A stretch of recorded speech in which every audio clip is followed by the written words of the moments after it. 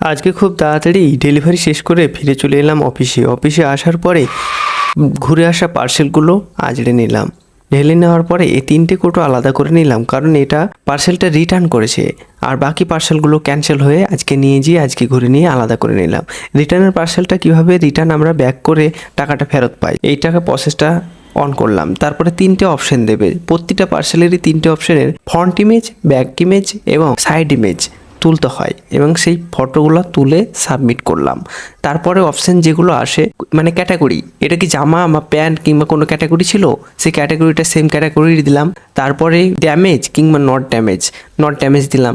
তারপরে অপশানটা হচ্ছে 3টে ছিল মানে কোয়ান্টিটিটা সঠিক দিলাম। তারপরে কালার আসে ডিফারেন্ট কালার না সেম কালার, তো কালারটাও সেম দিলাম। তারপরে প্রসেস কমপ্লিট করলাম। এবার চাইছে তারপরে প্রসেসটা কমপ্লিট করার পরে যে কোম্পানির প্যাকেটটাতে যাবে সেই প্যাকেটটার বারকোডটা কনফার্ম করে নিলাম। কনফার্ম করে নেওয়ার পরে ব্যাগ থেকে প্রচুর পরিমাণে যে টাকাগুলো ছিল সেই টাকাগুলো বের করে নিলাম এবং টাকাগুলো সাজিয়ে নিলাম। তারপরে চলে গেলাম ক্যাশ ম্যানেজারের কাছে যাওয়ার পরেই আমার মোবাইল ড্যাশবোর্ডটা ওপেন করে দেখে নিলাম যে 20টা পার্সেলের মধ্যে 17টা পার্সেল ডেলিভারি করেছি। আর এই মোবাইলে যে অ্যাপটা ব্যবহার করা হয় সেই অ্যাপে অটোমেটিক্যালি সব কিছু চলে আসে এবং কত টাকা আমার কাছে আছে সেটাও দেখে দেবে। দেখে নেয় 3197 টাকা। 3197 টাকা নিয়ে চলে গেলাম ম্যানেজারের কাছে। ম্যানেজার কম্পিউটারে দেখা যায়, সেটা ও চেক করে নিল 3197 টাকা আছে। তারপরে ফটাফট আমার টাকাগুলো নিয়ে গুনে নিল। গুনে নেওয়ার পরে আমার কাজ কমপ্লিট, কাজ শেষ। Tata bye bye.